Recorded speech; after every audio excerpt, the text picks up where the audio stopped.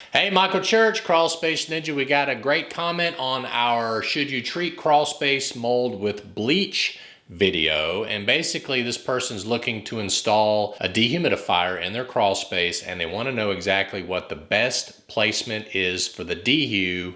Stay tuned.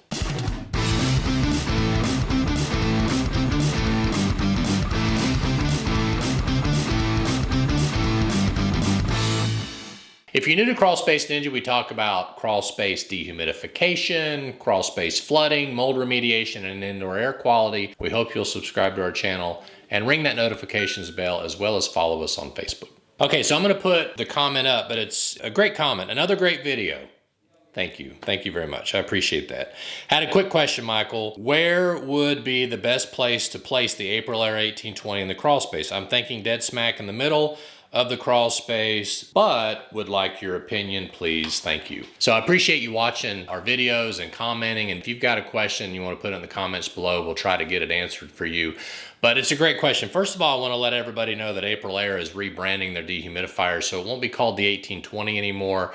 And I believe that the pint level is also going to go up. So it should be able to remove more pints per day. It's an E series is what they're calling it. They're Energy Star rated, which is, I just really like the Aprilaire product. But it doesn't matter. It doesn't matter if you're using an Aprilaire, if you're using a Santa Fe or something else. The placement of the dehumidifier is very important. I don't recommend that you have it really close to the door, because a lot of doors, even when you try to air seal them, they're still going to leak in a lot of air from the outside and different things like that. So more central to the crawl space is going to be best. If you can't put it centrally located because maybe it's harder to get to maintenance, you don't want to make it so difficult to get to it that you'll never maintenance it, right? That's why I don't like whenever you put returns and supplies in crawl spaces, because a return requires a filter. Well, who's going to go down there once a month and change out a return filter in a crawl space, right? It's not a good place to have the return. Do you change your return filter when it's in your living space once a month? Probably not.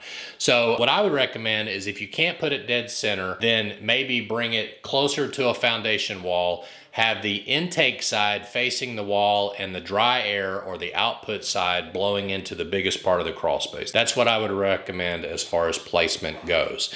And then you also want to make sure you're draining the drain line outside the crawl space if possible. If you're up in Minnesota or Wisconsin or one of those really cold places, you might have to drain it under the vapor barrier because it will freeze in the wintertime. So hopefully that helps you with the placement of that dehumidifier. My name is Michael Church, Crawl Space Ninja. Hope you make it a happy and blessed day. See you later.